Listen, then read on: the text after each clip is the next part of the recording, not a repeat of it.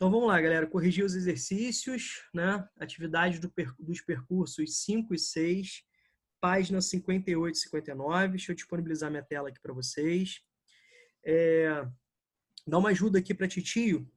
Dá uma ajuda aqui para Titio. Vê se tá todo mundo enxergando aqui minha tela. Fala aí para Titio. Todo mundo enxergando? Não. Não tô enxergando? Não. Não. Ué? Agora tô. Tá. Ah, beleza. Aqui, se vocês quiserem falar alguma coisa, não usa o chat não, tá? Fala, por favor. Porque, assim, gravando e eu disponibilizando a minha tela, eu não consigo ter acesso ao chat, tá legal? Só se eu voltar Tá bom. tudo. Beleza? Então, vamos lá. Então, nós corrigimos aqui o 1, já tá até marcadinho, deixei marcadinho aqui para a gente não se perder. Então, nós corrigimos semana passada o 1, 3 e o 4, né? O 2 nós pulamos porque... vocês repararam, obviamente, que eu estou dando muito mais matéria para vocês, muito mais temáticas, assuntos, do que está no livro. Tudo bem? Vocês já me conhecem, sabem que eu sou assim. Tá certo? E depois, no momento certo, nós vamos falar sobre megalópolis, cidades globais e megacidades. E a gente corrige o exercício número 2. Vamos lá, vamos começar aqui no número 5.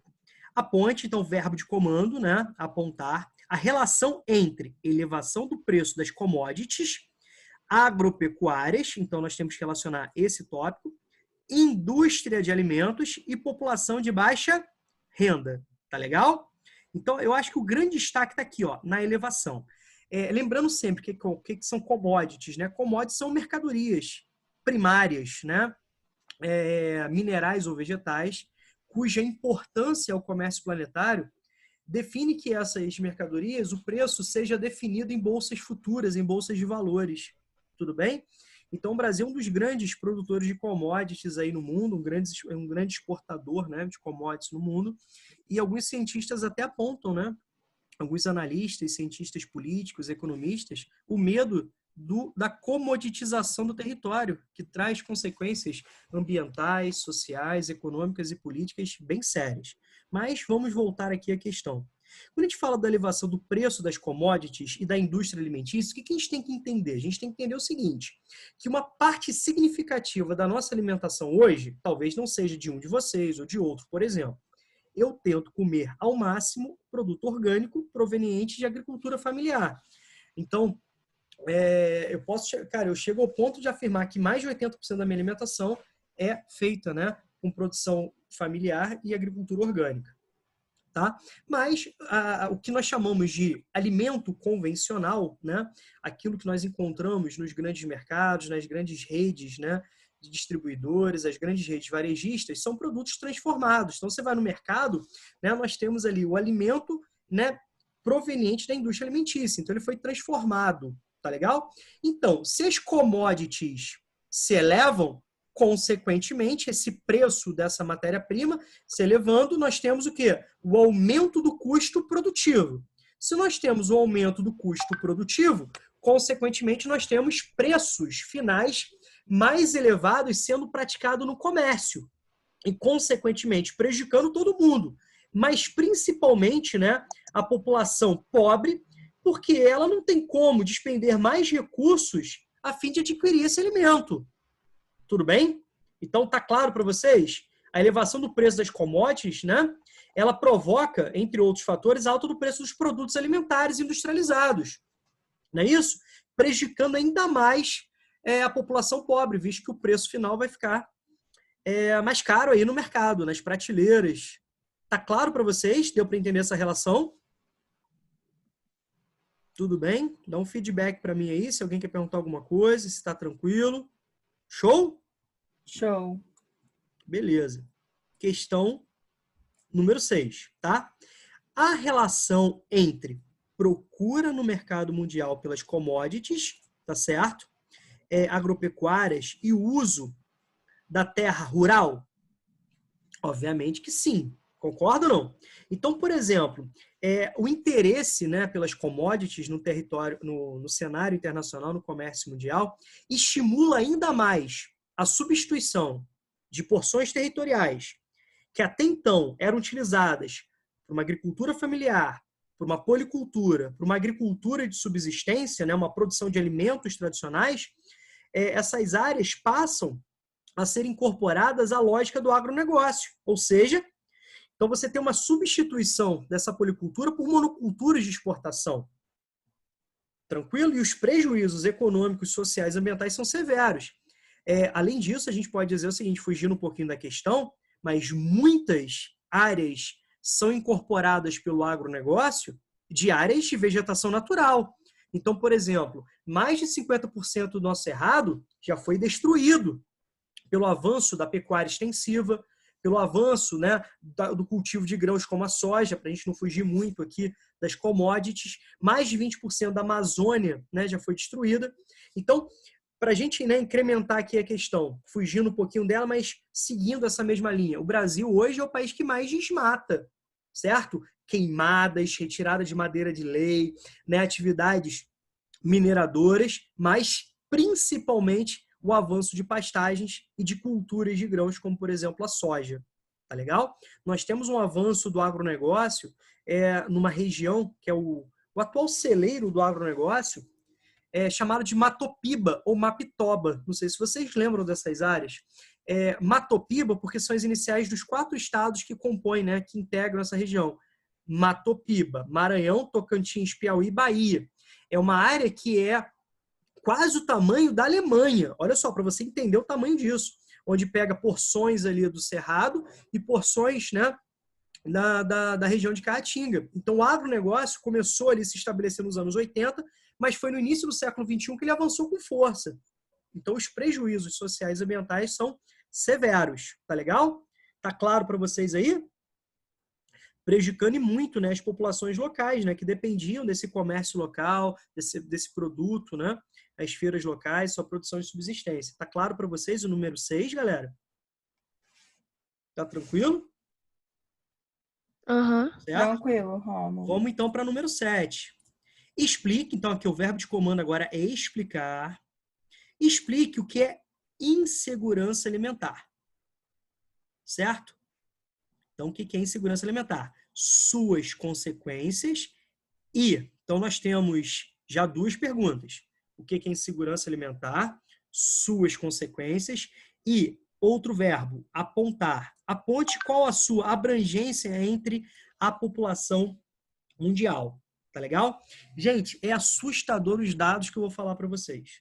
Tá legal? É assustador os dados. Inclusive, vocês podem encontrá-los, né?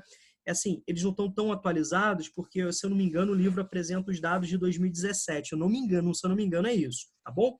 Então, primeiro, o que é segurança alimentar? Quando você fala de segurança, você pensa em coisa boa, geralmente, né? Quando você fala de insegurança, você pensa em instabilidade, né? Você pensa, né, em situações não tão bacanas assim. Gente, segurança alimentar se refere à quantidade e à qualidade de alimentos que uma pessoa, um grupo, uma família precisa ter. Então, quando a gente fala de insegurança alimentar, é a situação em que pessoas, famílias, né, populações não têm acesso adequado à quantidade e à qualidade de alimentos.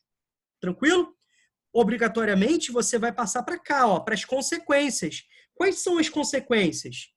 Populações subnutridas, fome. Então, muitas crianças, por exemplo, né, morrem pela subnutrição. Obviamente que a subnutrição e a fome, que acontecem no mundo inteiro, elas são muito mais concentradas nos países subdesenvolvidos, por vários aspectos, inclusive por heranças históricas.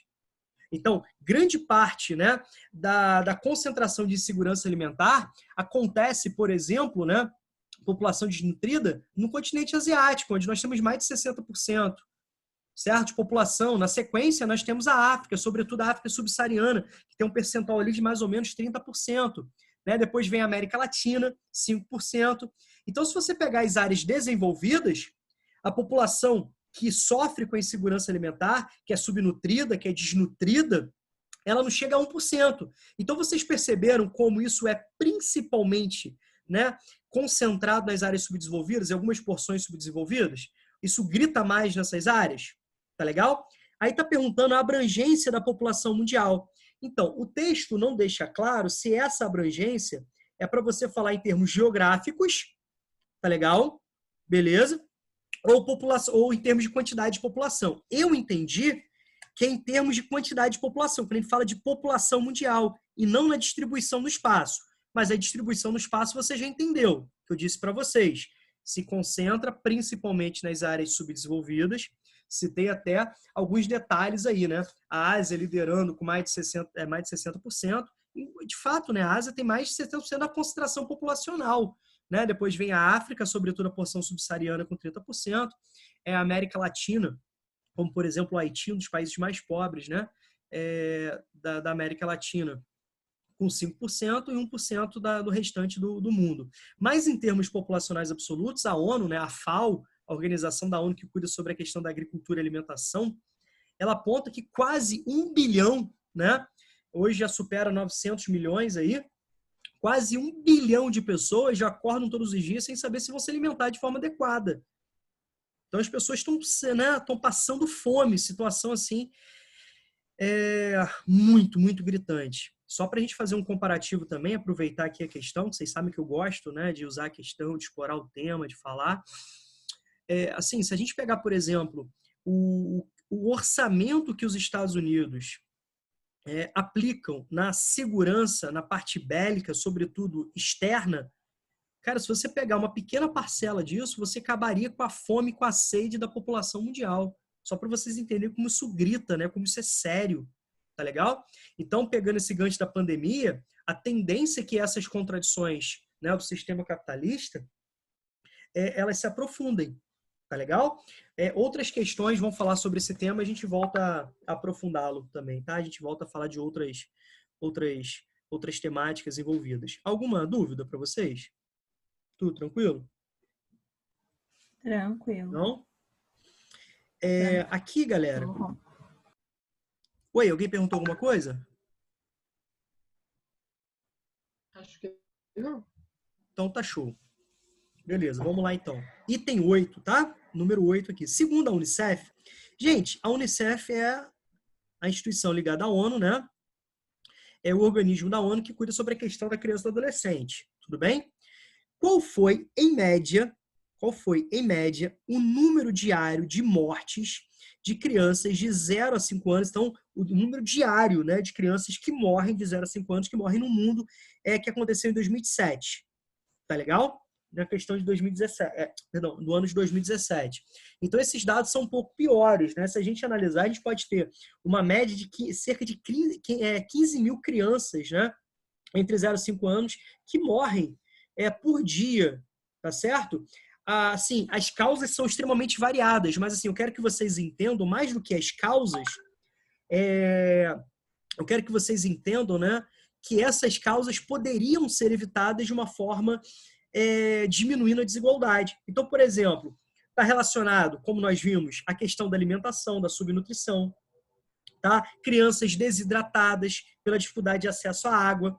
Muitas crianças morrem de diarreia, justamente pela água contaminada. Então, isso tem a ver com a lógica, né, do saneamento básico. Então, a gente está falando de tuberculose, pneumonia, né? Que são doenças que existem um bom tratamento, são doenças que poderiam ser, né, evitadas ou pelo menos minimizadas em grande escala. Então, a própria desigualdade no planeta, as políticas públicas ineficientes, negligentes, né, o acesso a saneamento básico, a medicamentos, a tratamentos, a uma alimentação adequada poderia reduzir muito esse número de óbitos de criança, né? Tudo bem aí, galera? Certo? Então, tá certo? Então, a questão alimentar aí tá gritando pra gente. Então, você garantindo uma segurança alimentar, uma boa qualidade alimentar, isso poderia minimizar bastante. Assim, só para pegar um gancho também, cara, olha a nossa cesta básica. Por mais que nós tenhamos condições econômicas, a gente come muito mal. Isso tem a ver com a sociedade de consumo, com a imposição do mercado. Olha a quantidade de gorduras, de açúcares, né, que nós comemos. Então, isso é um problema mundial. Mais de 50% da população brasileira, por exemplo, né, está considerada obesa. Certo? A gente não conseguia ver essa percentual em momentos, né, em momentos anteriores à nossa história. Então, está diretamente relacionado à lógica, né, do modelo de sociedade que nós vivemos, a questão do fast food, a imposição cultural, esse estímulo que nós temos. Tá legal? Certo? Alguma dúvida aqui na número 8, meus amores? Não. Não? Qualquer coisa vocês gritem. Ó, questão 9, tá Não. bom? Práticas cartográficas. Gente, Tá. tem mapa. Se tem mapa, o que tem que fazer? Rezar? Tá. Mas, assim, tem que olhar para os elementos cartográficos. Certo?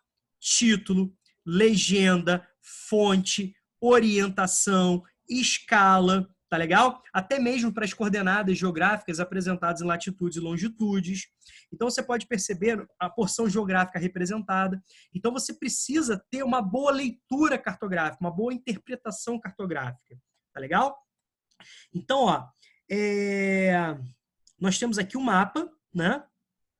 Que está representando, ó, com a sua legenda, os países caracterizados por suficiência alimentar, e são exportadores de alimentos, suficiência alimentar, que são importadores de alimentos, né? Insuficiência alimentar, que são exportadores de alimentos, insuficiência alimentar, que são países importadores de alimentos, países, regiões sem dados, países onde mais de 50% da população vive com menos de 1,9 dólares por dia, ou seja, em situação de extrema pobreza, segundo os dados, né, o critério utilizado pela ONU. Tá legal? Notem que são situações extremamente contraditórias. Países onde você tem insuficiência alimentar e são exportadores de alimentos. Você pode perceber que os países desenvolvidos, de uma forma geral, né, como países predominantemente em áreas temperadas, que não conseguem uma diversidade, são importadores de alimento. Pegue, por exemplo, porções da Europa.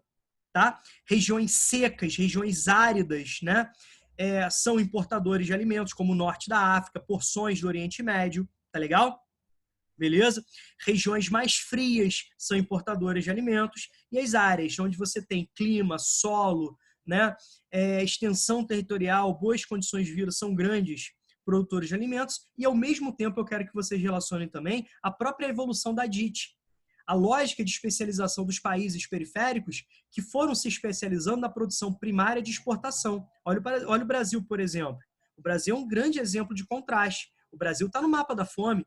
Então, voltou o mapa da fome recentemente. Significa que mais de 5% da população brasileira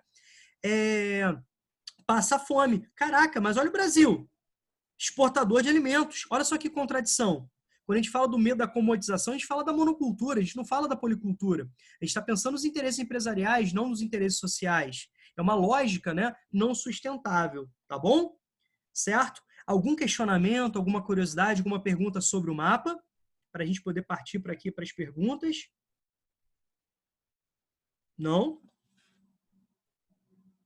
Então, vou entender que não. Aponte pelo menos 4 países, tá? Pelo menos 4 países. Então, vocês podem falar todos que vocês encontrarem, mas, assim, se fosse uma questão de prova, o valor da nota seria o mesmo, tá certo? Quem colocou 4, colocou 5, 6 ou 7 corretamente, o valor é o mesmo. Então, aquilo que eu digo para vocês, coloquem 4.